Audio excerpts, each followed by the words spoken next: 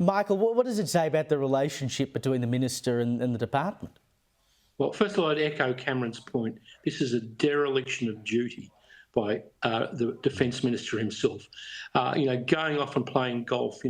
He was known in the right of the Labor Party as being lazy, but this is even beyond that. We need a general raising Cain, like Trump got himself after Cain destroyed ISIS.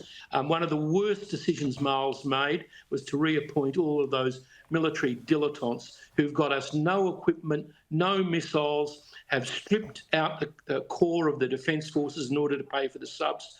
I mean, Israel spends more on defence in 1 year than we do, with a population a third of our size.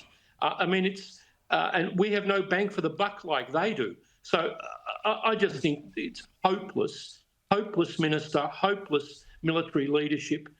They should all go. Well, that'd be helpful, but it's not going to happen, unfortunately. Michael, there are also concerns that Australia may miss out on critical missiles from the US, obviously, due to Albanese's refusal to boost spending. They asked for 3.5%. We're not coming to the table on that, because the White House still needs to approve a $7 billion order we made last year. And sources have told the Oz that they could be redirected to countries who are willing to play ball. I mean, Michael, we're just doing this to ourselves. It's insane. Caleb, if you watched that very emotional press conference that Trump had at NATO, you would have seen the Polish-Ukrainian journalists pleading for Kiev to get Patriot missiles. Now, they're going to go ahead of the queue in front of us. They're willing to pay for them. They're willing to pay for their defence. We just can't stick with this, we'll pay for the subs on the Never Never, and what we do is strip back and cut back, minesweepers. The Chinese don't have to be geniuses. They just have to read the media to know that all of our defence bases are naked. We have no air defence, thanks to the dilettantes in the military leadership and our dilettante minister. And his predecessor was as bad too, so I should be fair to him. Yeah, no, that's correct. And speaking of China, their ambassador, of course, to Australia intervened in our national security this week, wrote in the Oz that against Canberra boosting their defence spending. And Cameron, you've written a brilliant piece in the Nightly saying that Albanese was already doing exactly what China needed. Now he'll have to react in the opposite direction to save any face. But what's the likelihood of that, Cameron?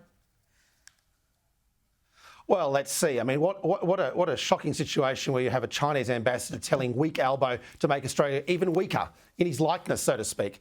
No, I think this will have the opposite reaction. I mean, Albo and Wong were doing their very best to shred our relationship with the US, shred our relationship with Trump and our allies like Israel and the UK, all by their lonesome. But by China calling for us to be even weaker again, I think Australians will actually have a wake-up moment and actually say, hang on a moment, Albo, why would we be backing in China over our allies? Yeah, it's a good point, and we've run out of time, unfortunately, but there was a great piece in the Oz from Henry Ergus talking about defence spending between Australia and Israel, and it turns out that between 2020 and 2023, Australia spent $50 billion more than Israel did, and yet I don't think you could argue that we could achieve a fraction of what Israel has been able to achieve in the last couple of years. That tells you everything. Right. It tells you everything about where we are. Cameron, Michael, thank you so much for your time, both of you.